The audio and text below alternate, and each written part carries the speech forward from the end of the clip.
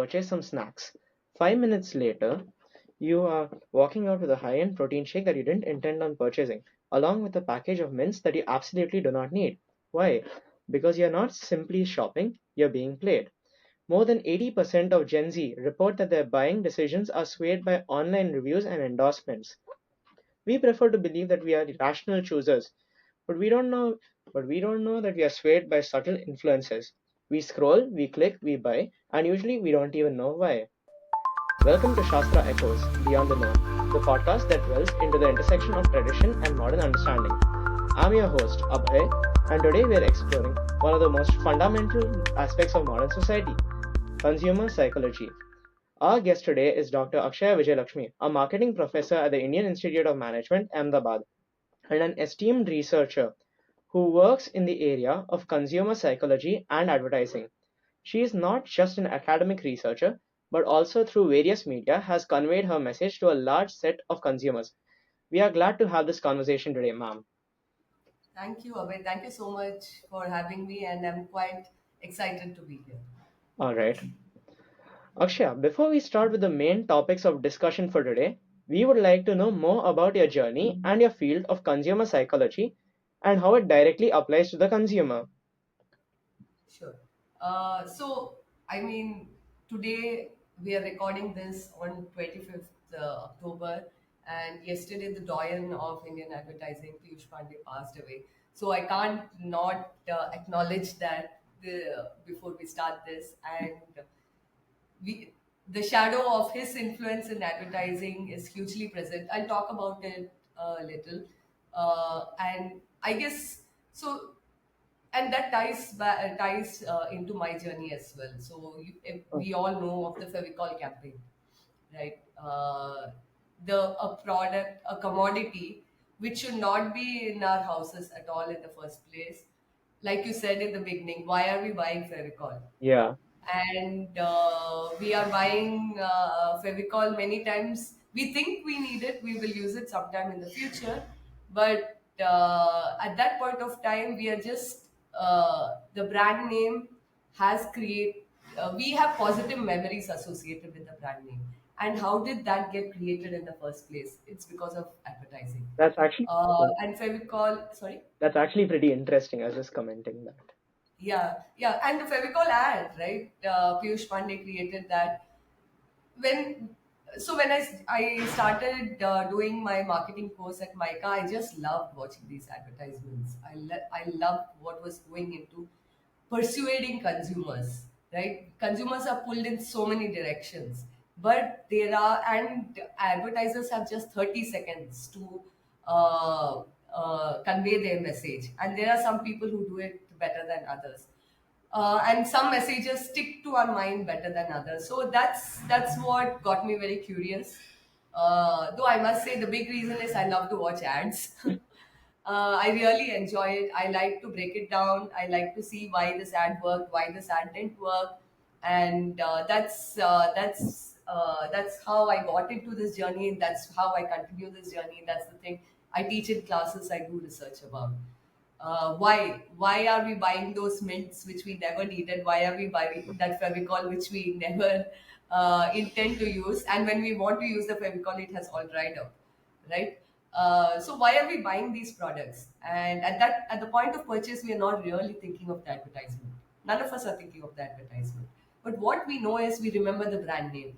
We think if I remember the brand name, if you remember the brand name, there's a good chance that uh, we then get interested in the product. So what advertisements do is put these brand names in the consideration set, and when we pass the aisle, it could be online aisle or offline aisle, sounds familiar to us, we pick it up, we want to try it, right? So that's what good advertisements do. They create positive emotions, positive affect for brands, and they take commodities, created brands, and we want to be associated with the brands. Uh, We want to become part of it.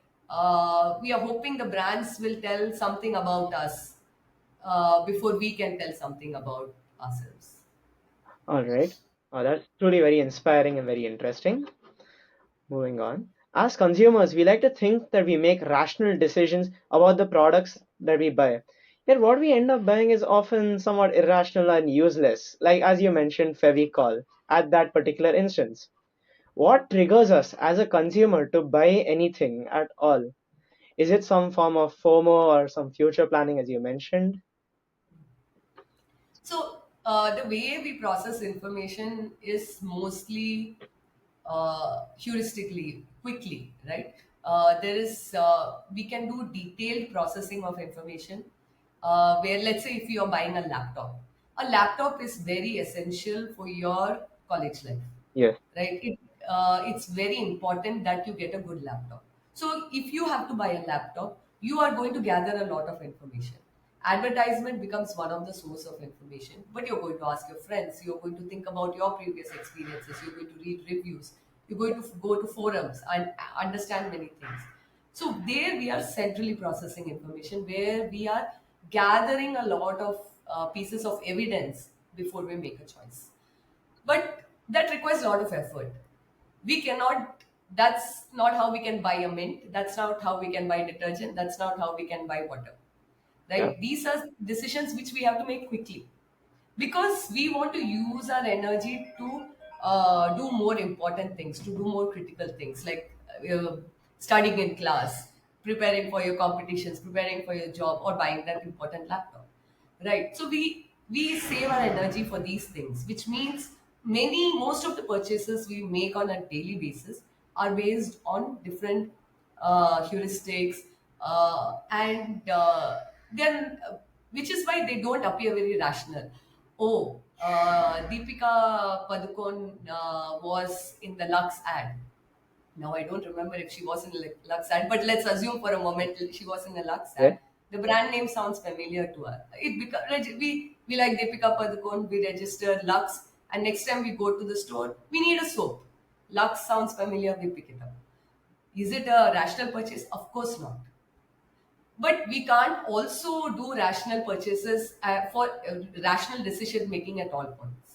Yeah. So what happens is we also end up making a lot of irrational decisions, even though it saves our energy for few critical things like detergent, soap, toothpaste, water, maybe slippers, and so on. But then it also ends up into other domains. We end up buying things which we may not need, right? Yeah. Yeah. So this is just a byproduct of the way we process information, because we want to use rational resources. As you may know, that brain really consumes a lot of energy, Yes. and so it's easier for us to make irrational decisions Yeah. than making That makes sense. sense. Is this also that when a product is on sale, let's say, we buy it without any thought that, oh, whether will I really need it? Right, absolutely. Sale is a great heuristic, right? Sale, if a product is available at a cheaper price, what does it indicate? It gives you an opportunity to learn about the product, Yes. which you would not have spent otherwise the full amount to. You want to try the product, but you're not convinced, and then there is a sale. You're like, okay, let me try this product. If it works for me, then I'll come back to it again. Right. So discount is another way to lure you to try something. You're also learning something from the prices, right? Price is tells you something about the product. It's also a heuristic we use to make decisions. So definitely, sale is, and there's so many kinds of sale. Somebody says cashback, Yeah. or Very somebody common. says buy one get one free. Yeah. Buy to get one. So many common things are there. Right. Then you're like, okay, I'll go with my friend. We'll get one free, and then we'll split the price. But this also gives both of you an opportunity to try the product. Yeah. Hmm. It's very common, I think, that a lot of people in IITM, what they do is they all these online delivery platforms, they have a minimum sale amount for free Right. delivery. So a lot of people pool in such Right. that so that also is a form of Yeah, yeah, sale. exactly. So, see, the marketer is getting what they want. The marketer is getting an opportunity to sell more products. More people are getting an opportunity to try different products. See, at the end of the day, when is a marketer really successful? When you decide to go back and try the product again. Yes. So advertising works, sale works only to the extent that you will try it once. But at the end of the day, the product has to be great, right? So what advertising does is it on one hand it helps somebody produce a great good to tell others about it. For consumers, it solves the information problem, right? I cannot, if let's say I want to buy a watch, Yes. right? How I can go about reading about all the brands, all the companies that make watches in India. There will be lots of companies. There may be 100 companies, Yes. right? Is it does it make sense for me to read and gather information on 100 companies before I make a decision on the watch? No. So what advertisements do is they make some brand names memorable, and then what I do is I go collect information on only those brand names. It could be Casio, right? It could be Yeah. Titan, it could be Raga. So then, because of advertisements, I have now a manageable set on which I'll gather information and then make a decision. So that's what does for consumers. It solves a problem of collecting information for it simplifies the information for me. Influencers do the same thing. They simplify information for me because time is a huge constraint. You don't have time. Yeah. I don't have time. I am busy grading. You're busy writing exams, right? You're busy preparing for exams. Yeah. So we need somebody to solve the information problem for us. Advertisements do that. Advertisements are way by which that gets done. All right. Moving on. As a as a marketing professor at a top business school, you would have some better insight on certain products and certain topics, and would have consulted for certain companies as well. I wanted to know, how do big brands target, let's say, college students and convince them to buy a product that they may or may not even need? So right now, I mean, there are multiple routes to reach you guys. Social media, of course, is the big way because none of you are watching TV, right? Yeah. You all are only scrolling on Instagram and I don't know, Snapchat, or Snapchat is even younger, maybe school Mostly kids. just Instagram and YouTube Shorts. So Yeah, okay, Instagram and YouTube. Yes, yes. YouTube, of course. Lots of brands are spending a lot of money on YouTube. Has become a big source of ad revenue for Google. And why is that? Because you guys are spending so much time over there. Yeah. So multiple things companies do over there. They do advertisements. They go via influencers. The other way companies reach you is during your fest, Shastra, Yeah. and several Sarang is your Yes, festival. it's a cultural fest. Right. It's your cultural fest, right? So then you see a lot of brands coming and putting up stalls, giving prize money, various ways by which they are engaging with you. Competitions. Here there is case competitions. You probably have some other competitions over there which are sponsored by brands. So these are ways by which they are making themselves recognizable to you, so that you end up choosing them. And influencers has become a big source of influencing your consumer choices. Who's your favorite influencer? I don't have a particular favorite influencer per se. I follow mostly tech influencers like MKBHD. MKBHD. Yes, he's a very famous tech influencer and he creates a lot of products and so on. Okay, okay, and he's on YouTube. Yeah, Okay, he reviews products. yes, he reviews various tech products and does. Does he get paid for it? Yeah, like a lot of these guys have sponsorship deals, I'd assume. So Right. And you take his words seriously, right? yeah. Why do you take his words seriously? Because I'm sorry, we have to change the. Yeah, I'm yeah, questioning you, yeah, but I'll end it with that. But why do you take him yeah, seriously? that's a good point to think about. Moving on, what continuing on with the previous topic rather, we live in an era where influencers can like easily sell out products if they wanted to, and many influencers seeing this have started their own brands and their own companies. Why do you think we're so easily influenced by them? Um, See, we follow somebody only when we like them. Like you like MKBHD. I don't know if I got it right. Did I Yeah. get it right? You like MKBHD. you know he is getting uh, Sponsorship deals or sponsorship deals, getting paid for maybe talking about a few products. But what you probably value most is his expertise, yes, his knowledge. Right, you started following him in the first place because he's able to offer you information and details, which helps you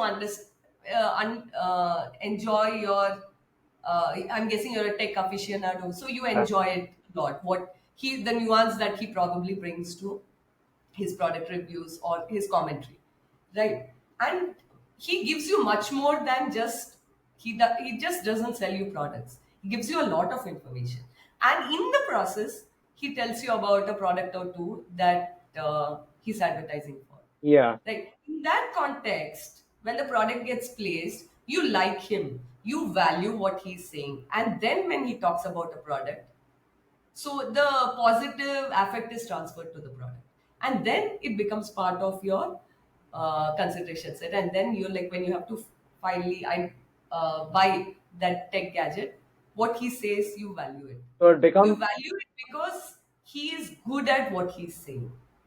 yes. So it becomes a part of his identity in a way, like how you identify him and the product. Exactly, exactly. Right. So we all follow different influencers. I may follow somebody who does a lot of running, and if they give lot, they will be providing a lot of advice. Let's say they might be providing advice on how to run a half marathon, but in the process, if they also tell me, hey, this shoe that I'm wearing now, even though it's a sponsored deal, help me not get any sores, and so I will take a look at it because I value many things they say, including what they are saying. Okay. So this doesn't mean that we should not be alert, Yeah, and we should just buy whatever they are saying. But why we end up buying is, like I said before, we cannot afford to be rational at all times. yeah. It's very costly to be rational. So we end up taking whatever the influencers say at face value and buy it. All right, Yeah. that makes sense. Do you think celebrities, considering like the whole influencer era, have a lesser role to play nowadays as compared to influencers or their own past? Right, right, right. So, I mean, I didn't answer the question on the brands which influencers are starting. Yeah, So, yeah, in the I'll answer that and move to the celebrities. So, definitely, when we like certain influencers and they have a large following, it makes sense for them to start their own brands because they have much more like, of course, they have a bigger stake in the a product, which means they get a higher share of the revenue if the product works well. If it Otherwise, they were getting only advertising revenue. In this, also we are more likely to uh, show interest in products when the person who is producing it has skin in the game, mm. right? Yeah, When they have skin in the game, we are more likely to, we value what they say, and hence we may buy an influencer brands which influencers create more seriously. that, Now that's a good way to transition to celebrities. Celebrities have a role. We are a celebrity obsessed culture in yeah, India, but shockingly, there are very few celebrity brands which have really taken off. So the purpose of a celebrity is to make a brand name familiar. yeah, What an influencer does is they tell you how to use the product. Where does the product fit in your life? A celebrity makes the brand name familiar. That's the purpose of the celebrity. So Deepika Padukone will tell about Lux, or Alia Bhatt will talk about L'Oreal's red lipstick. But your influencer will come and tell you how to wear the red lipstick. The influencer is going to come and tell you what occasions you can wear the red lipstick, how can you mix the red lipstick with what. So that's the role of both these parties. But definitely, I'm sure the influencers are probably eating into some of celebrities' ad revenues, maybe. Yeah. yeah. That's quite insightful, rather, to think that celebrities have only one role to put forward a product, and whereas influencers are more in our life, so we can see them and we can relate with them rather. Absolutely. Yeah. Absolutely. And like how you mentioned, for example, this thing, certain actresses promoting like beauty brands, whereas or certain male actors or certain male influencers promoting protein powder or gym products. So is there any marketing bias behind this? And how are we influenced by it as a consumer? So, see, advertisements are set in the context of the society. So, which means the people who are making the advertisements, including influencers who are creating advertisements, they carry their biases like any other person, and that is reflected in the advertisements. So we have done several studies, me with some of my students, me on my own, and we have found that, for instance, in one of the studies, we find that if a male influencer is non-assertive in their messaging, in the Mm, sense they use a lot of please, maybe, rather than being assertive, you should do this. We find that people don't like when male influencers are doing non-assertive messaging. And where do you think that comes from? That comes from the expectation of how a man should be, how a woman should be, right? So this is also reflected in advertisements and in the messaging. So you will see a lot, or we see the reverse also when female influencers, especially female celebrities, if they are assertive, we see that the advertisements don't tend to be received as well as when male celebrities are assertive, right? And this is a so there are advertisers who have moved the needle, so who have moved the needle on these messages. The biggest one of the biggest example from Indian campaigns is Ariel Share the Load, yeah, where they say that, right, we all are familiar with it, where they ask the men in the house, be it the father, husband, the son, to be part of household chores. It's a simple messaging with Ariel in the background, right? yeah, Everybody can do laundry, yeah. right? If you Uh, can, if you can use a laptop, running a washing machine is way more simpler than that. My 4-year-old son can run the washing machine, right? But it's the intent, it's the idea, it's who is responsible for the laundry. So advertise when we become cognizant of these things, what we are putting in the advertisement, what we are messaging, then we may think about shifting our messaging, but many times we are not even aware. So many ads, we find that FMCG ads, which is your everyday consumption products ads, they involve women, they are associated with women, whereas your tech products are associated with men. mm, uh, uh, a fridge may be used predominantly by a woman in the household, but who makes the decision about what fridge to buy? Who is it advertised to? It tends to be to a man, and men have to be present in such advertisements. It may be changing. I'll be glad if I'll be so happy if somebody can tell me, no, Akshaya, you're absolutely wrong on this matter. But unfortunately, I don't think that's the case. So these are some of the biases which exist in ads. There are plenty. The other bias which exists in ads is, and last one that I'll talk about is, most of the models are fair skin. We talk okay. about thin, and that is changing. We see different body shapes being represented in ads, but the ads are still predominantly fair skinned people, and that is not a majority of India, That right? That has to change, and that will change when we are aware of it. Consumers demand. You guys, your generation came and you guys talked about greenwashing, rainbow washing, and now brands are a bit more careful about it. I'm not saying they don't do it. I want you guys to also demand that we have all these stupid ads on Women's Day be shut down. I'll be very thankful if you guys do it. mm, Yeah. yeah, it's so the marketers kind of see a reflection of society and build upon that. And there's some other fun games per se played by the marketer, where a lot of these prizes, if you go to any shop or even online, they end in 99. Right, right, right. So is there any reasoning for that? Because when you read 199, you remember register the one more strongly than when you would if you read it as 200.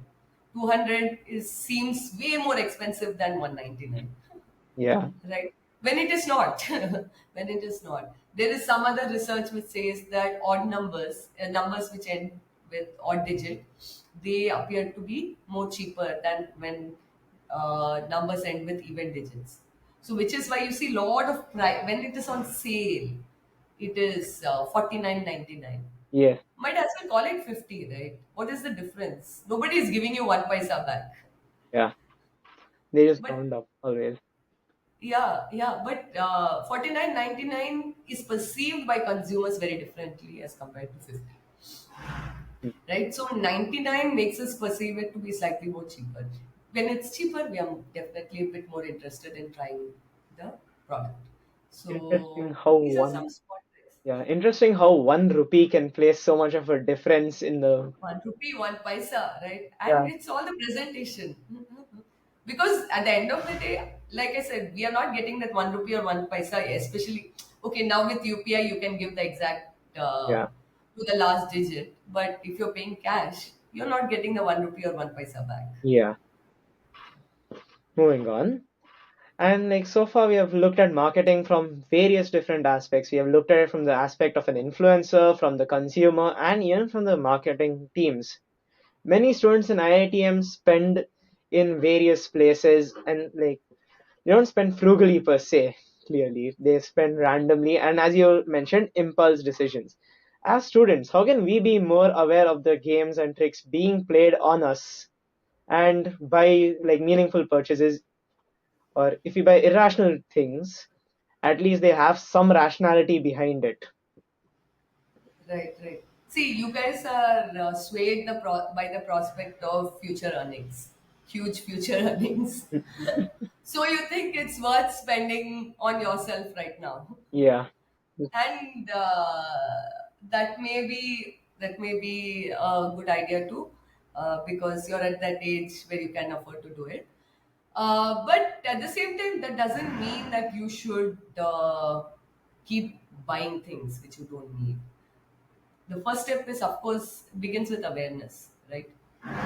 Begin with awareness that there is this whole world of companies and brands who are trying to get your attention, and they can exist only if you buy their products. And there are ways by which they can get your attention. They are very aware that you don't have time, so you will use they use different ways, different methods. It could be like, for instance, when a person wears a lab coat, yeah, right? It gives a sense of seriousness. Like, when Akshay Kumar wears a lab coat, even though you know Akshay Kumar is no doctor, no scientist, mm. If he, that lab coat does the trick. yeah, if he The promotes a lab coat does. medicine in a lab coat versus if he didn't, I would be more likely to buy the medicine if he did wear a lab Right. coat. Right, right. So, given our time constraints, and so there are several things, 99 being one of the tricks. So, when you're aware, you are able to make better decisions for yourself. The second thing is, I'm a marketing person. I teach this for a living. I've been doing this research for last 10, 15 years. But at the end of the day, the only it's not that I don't fall for it. I have purchased things which I should not have purchased, and I have regretted it later.